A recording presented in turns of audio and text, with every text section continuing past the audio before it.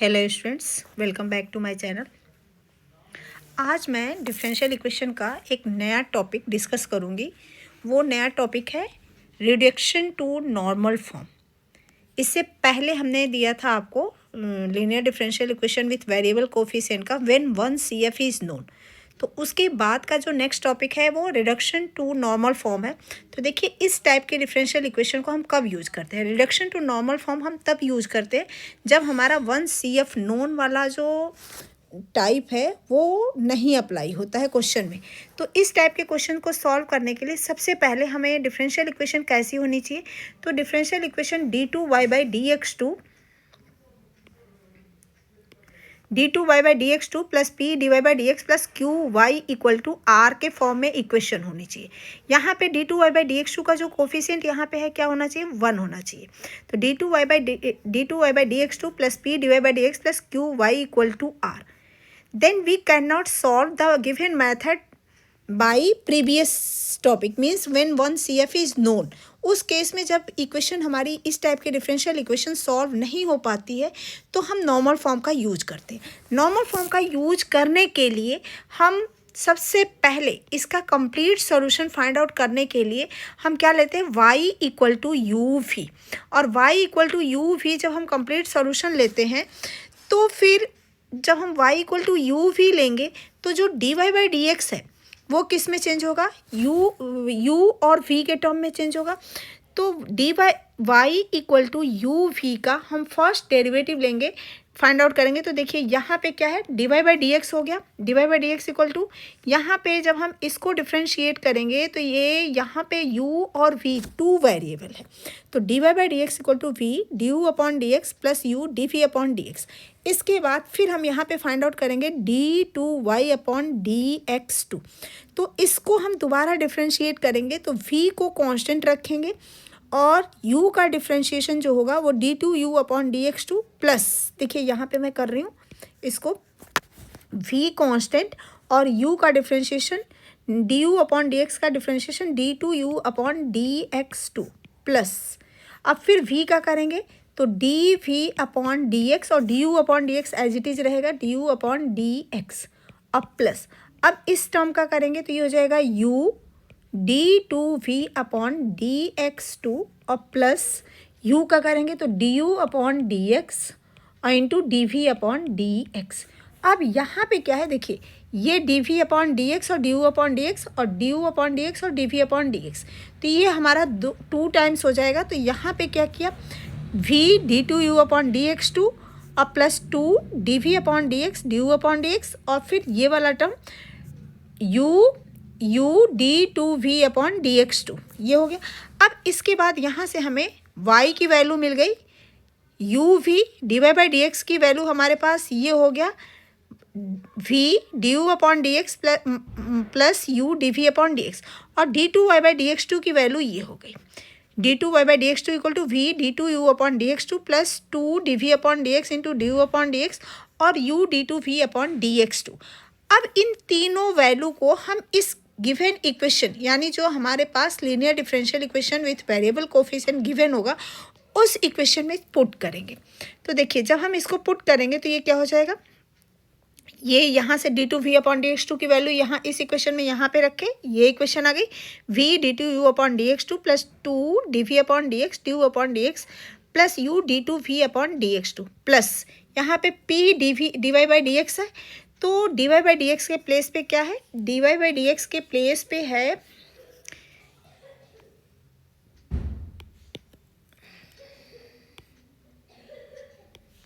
dy/dx के place पे है v du/dx और u dv/dx। तो इसको यहाँ पे हमने पुट कर दिया प्लस q और y के प्लेस पे हमने ये पुट किया uv इक्वल टू r। अब इस इक्वेशन को, ये जो इक्वेशन है, इस इक्वेशन को हम किस फॉर्मेट में बनाएंगे? v के टर्म में सेकेंड डेरिवेटिव करेंगे।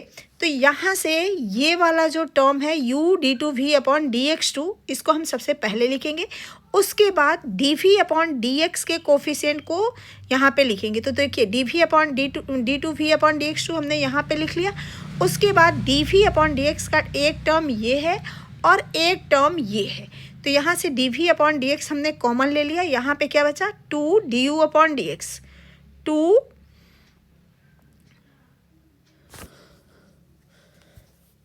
D you upon D x और plus 2 D you upon D x और plus D we upon D x का यहाँ पे क्या है, यहाँ पे यू पी यू है, तो ये पी यू हो गया।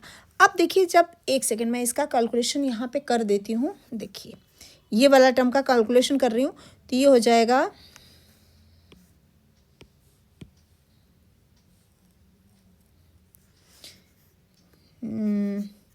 You D two we upon D x two अब प्लस यहाँ पे ये है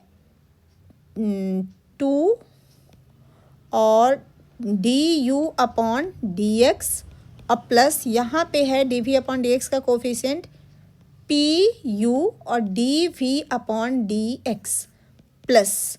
अब इसके बाद ये वाला टर्म हमारा बचा V D two you upon D x two और पी वी, ये वाला टर्म बचा P v D you upon D x और क्यू, तो इसको हम लिख लें plus D two you upon D x two और plus P D you upon D x और प्लस क्यू यू। और देखिए यहाँ पे भी यू है, यहाँ पे भी यू है, इसके साथ D two you upon D x two के साथ भी यू है और D you upon D X के साथ में भी यू है। तो यहाँ पे यू को हम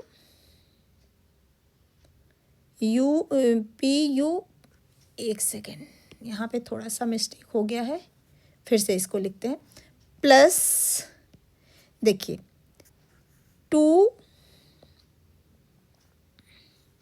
you D two we upon D x two और D we upon D X वाला टर्म हमने लिख लिया। अब हमारे पास टर्म जो बचा है वो बचा है ये वाला टर्म बचा हुआ है और यहाँ पे क्यू यू बचा हुआ है और P D you upon D x ये टर्म बचा हुआ है। तो इन तीनों को यहाँ पे लिख लें, तो ये हो जाएगा प्लस और देखिए v यहाँ भी है, v यहाँ पे भी है, v यहाँ पे भी है, तो v को हम कॉमन ले लेते हैं, तो ये हो जाएगा D two you upon D x two और plus p D you upon D x और plus Q U equal to R. ठीक है, अब यहाँ पे ये जो इक्वेशन है यहाँ पे लिखा हुआ है, देखिए same equation v D two you upon D x two अब प्लस यहाँ पे u है, यहाँ पे u नहीं है, तो इसमें से हम क्या करें, इसमें से इस पूरे ब्रैकेट से हम u को कॉमन ले लेंगे। तो जब हम यहाँ पे u कॉमन लेंगे तो यहाँ पे u कॉमन आ गया, तो ये p एज इट इज हो गया और ये 2 डी यू अपॉन, ये ब्रैकेट यहाँ पे है, ये 2 D you upon D x जो है, तो ये क्या हो जाएगा 2 upon u d you upon D x, d you upon D x d we upon D x और plus v D two you upon D x two plus ये bracket as it is p v D two you upon D x two plus P D you upon D x plus Q U equal to are. अब हम क्या करेंगे कि इस equation में हमें remove किसको करना है, इस फर्स्ट डेरिवेटिव को रिमूव करेंगे। To remove the term of first derivative of d we upon D x, इस टर्म को रिमूव करने के लिए इस first derivative of d we upon D x को रिमूव करने के लिए हम क्या करेंगे, कैसे रिमूव होगा, तो इसका जो कोफिशिएंट है d two we upon D x two का, इसको इक्वल टू 0 ले लें, तो ये वाला टर्म हमारा पूरा रिमूव हो जाएगा। तो यहाँ पे इसका कोफिशिएंट क्या है, u p plus 2 upon u d you upon D x equal to 0, तो p plus 2 upon u d you upon D x equal to हमने 0 ले लिया। अब इसके बाद यहाँ पे हमने अप्लाई किया वेरिएबल सेपरेबल।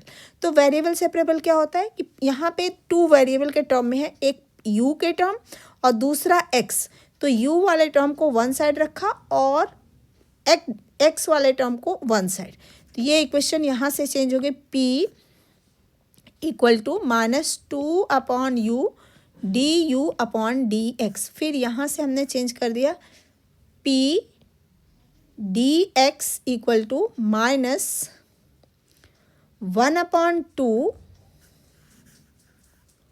एक सेकेंड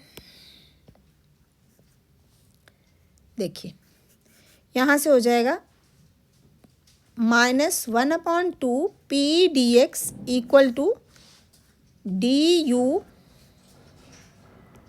अपॉन यू। अब इसको हम इंटीग्रेट करेंगे तो ये हो जाएगा लॉग पी यू का इंटीग्रेशन क्या हो जाएगा, d you upon D x का इंटीग्रेशन क्या हो जाएगा, लॉग यू, और e raise to the power -1/2 p d x का इंटीग्रेशन हो जाएगा e minus p -1/2 p d x. अब यहाँ से लॉग को हम रिमूव करेंगे तो u इक्वल टू क्या हो जाएगा, e raise to the power -1/2 p d x. ये हमारा u की वैल्यू आ गया। अब हमें किसको फाइंड आउट करना है, v को। तो देखिए ये वाला टर्म तो हम रिमूव कर चुके हैं, तो हमारे पास क्या बचा, v, ये हमारे पास बचा u d2v upon D x two और plus v d2u upon D x two plus p du upon D x plus Q U equal to r। तो यहाँ से ये वाला टर्म हमने यहाँ पे लिखा u d2v upon D x two plus v d2u upon D x two plus p du upon D x और plus Q U equal to are. अब यहाँ पे u है, यहाँ पे जब हम इसको डिफरेंशियल इक्वेशन में देखेंगे तो इसको u से हम पूरी इक्वेशन को डिवाइड कर दें। तो जब हम डिवाइड करेंगे इस इक्वेशन को तो देखिए क्या बन गया, d2v upon D x two plus v upon u d2u upon D x two plus p du upon D x plus Q U equal to r upon u. अब इस इक्वेशन को सॉल्व करने के लिए हम क्या करेंगे कि जो du अपॉन डी एक्स है और d2u upon D x to है, इन दोनों की वैल्यू को इस रिलेशन से फाइंड आउट करेंगे। तो देखिए यहाँ पे du अपॉन डी एक्स की वैल्यू क्या है हमारे पास, इस इक्वेशन का हम अगर यूज करते हैं तो du upon D x equal to du upon D x equal to -1/2 p you, और इसको जब हम सेकंड डेरिवेटिव करेंगे तो ये हो जाएगा d2u upon D x two equal to, तो यहाँ पे p एक टर्म है एक u टर्म है, तो दोनों का डिफ्रेंशिएशन करेंगे तो -1/2 बाहर आ गया, p को हम एज इट कॉन्स्टेंट रखते हैं तो u का डिफ्रेंशिएशन हो जाएगा du अपॉन डी एक्स, और प्लस u को कॉन्स्टेंट रखते हैं तो p का कॉन्स्टेंट हो जाएगा dp अपॉन डी एक्स। ठीक, अब इस इक्वेशन में p और du अपॉन डी एक्स की वैल्यू देखिए हम यहाँ पे फाइंड आउट किए हैं, du अपॉन डी एक्स की वैल्यू है -1/2 पी यू, तो इस वैल्यू को यहाँ du अपॉन डी एक्स के प्लेस पे पुट कर दें तो यहाँ से ये हो जाएगा इक्वल टू -1/2 p और -1/2 पी यू और plus u D P upon D x. ठीक, अब इसको हम सिंप्लीफाई करेंगे तो देखिए -1/2 को हम ये जो -1/2 है इस ब्रैकेट के अंदर मल्टीप्लाई करेंगे तो ये हो जाएगा 1/4 पी स्क्वायर यू और -1/2 U D P upon D x. तो ये हमारे पास किसकी वैल्यू आ गई, d2u upon D x two की। ये हमारे पास रिजल्ट हो गया d2u upon D x two की। यहाँ से du अपॉन डी एक्स की वैल्यू ये हो गई और u की वैल्यू हो गई ये। अब इन d2u upon D x two की वैल्यू और du अपॉन डी एक्स की वैल्यू और u की वैल्यू को इस इक्वेशन में यहाँ पे हम सब्स्टिट्यूट करेंगे यहाँ पे। तो देखिए ये इक्वेशन क्या हो जाएगी, d2v अपॉन यहाँ पे d2v upon D x two plus v और v और यहाँ पे 1 upon d2u upon D x two की वैल्यू देखिए, d2u upon D x two की वैल्यू ये हमारे पास है। तो यहाँ पे एक सेकेंड मैं इसको कैलकुलेशन को फिर से दोबारा से यहाँ कर देती हूँ।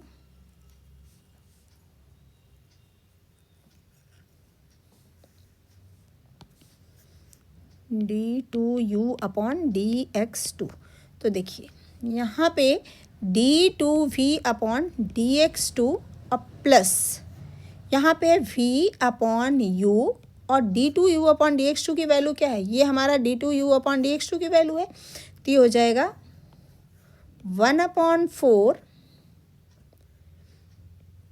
p² u और माइनस 1/2 u dp/dx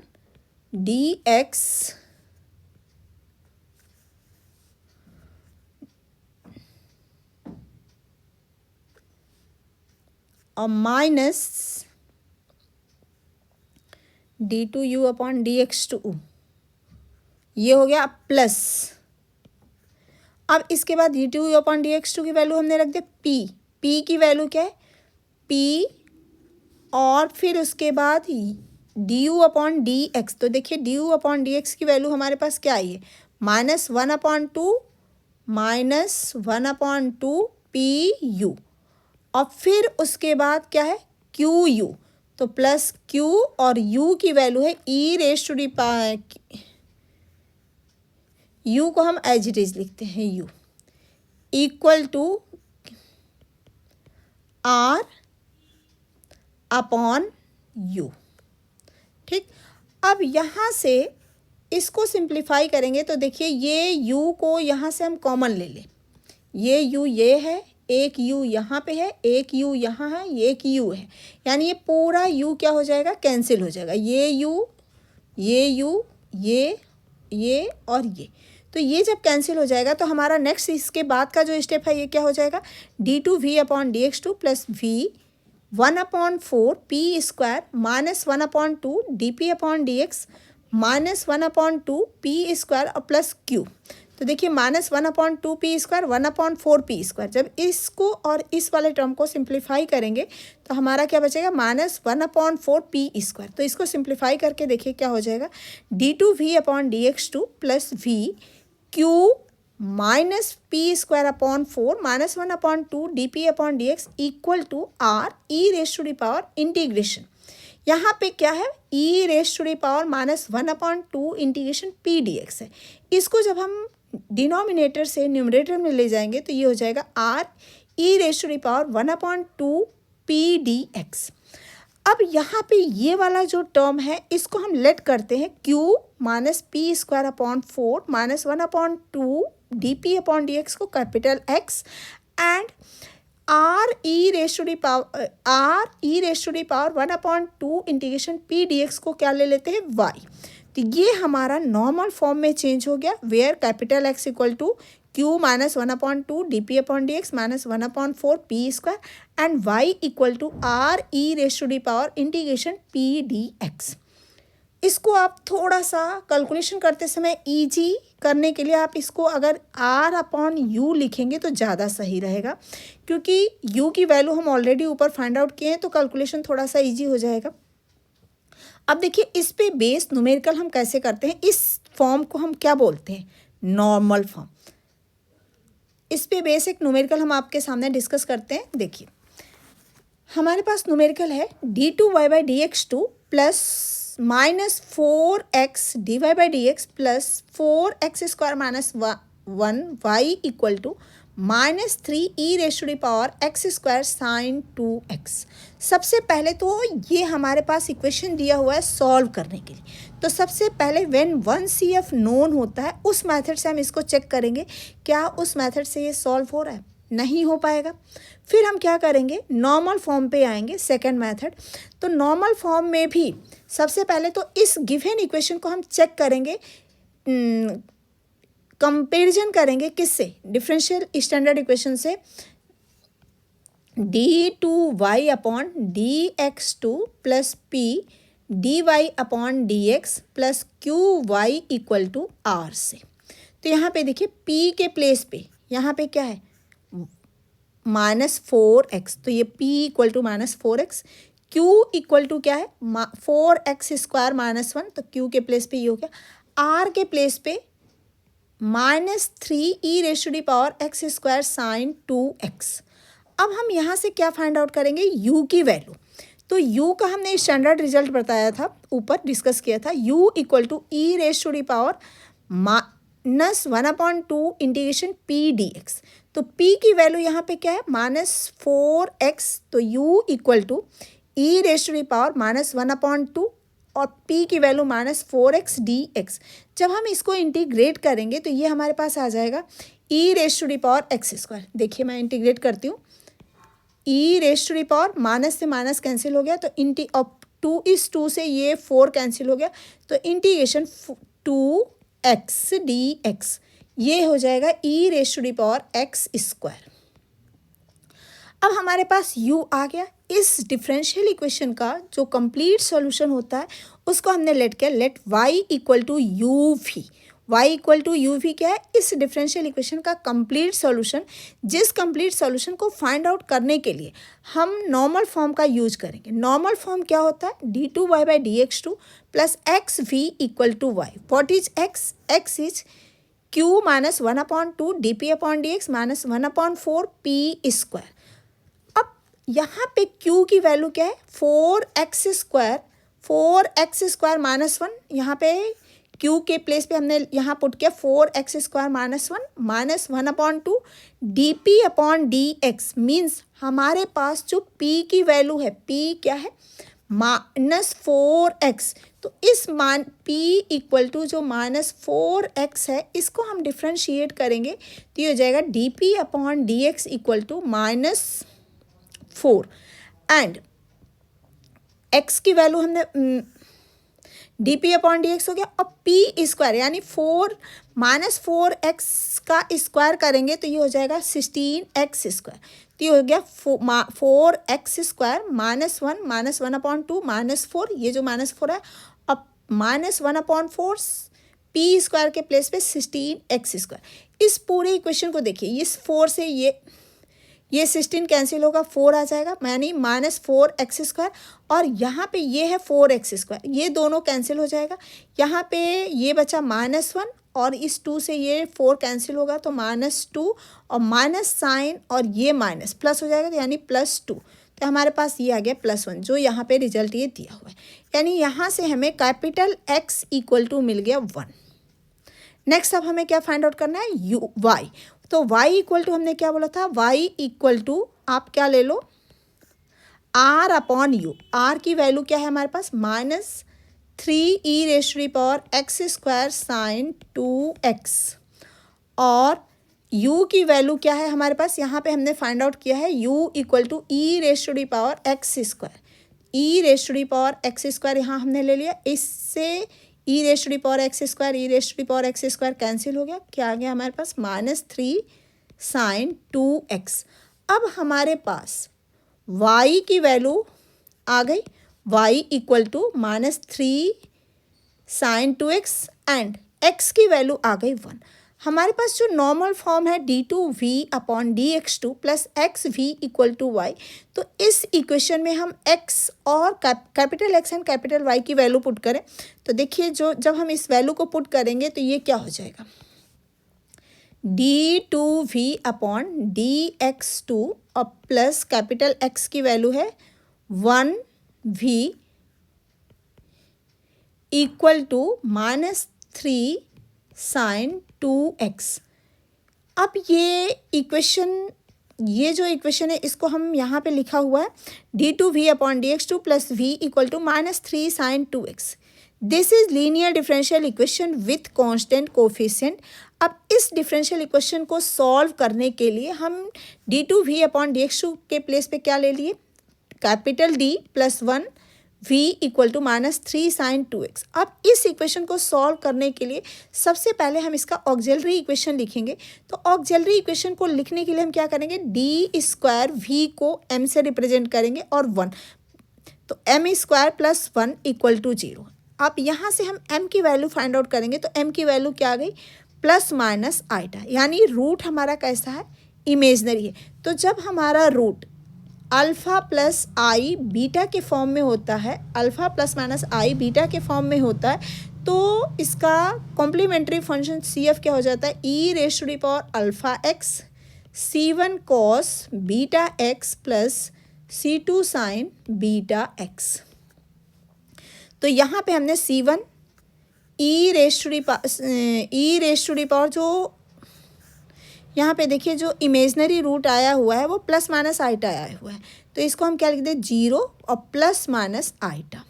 तो इस यहाँ से अल्फ़ा की वैल्यू क्या आ रही है, 0, और बीटा की वैल्यू क्या आ रही है, आई का कोफिशिएंट 1, यानी e⁻⁴ 0x c1 cos x, beta के प्लेस पे हमने यहाँ 1 पुट कर दिया, और प्लस c2 sin x। ठीक, तो यहाँ से ये इक्वल हो गया c1 cos x और प्लस c2 sin x।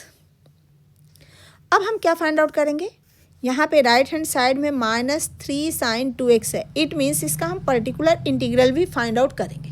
तो पर्टिकुलर इंटीग्रल फाइंड आउट करने का फॉर्मूला देखिए, स्टैंडर्ड रिजल्ट क्या होता है, जिसको आप सेकेंड सेमेस्टर में पढ़े होंगे, 1/d² plus a² sin bx। तो जब sin bx right hand side में होता है तो d² किससे रिप्लेस हो जाता है, -b² से। तो इसका रिजल्ट हो जाएगा -b² plus a² sin bx।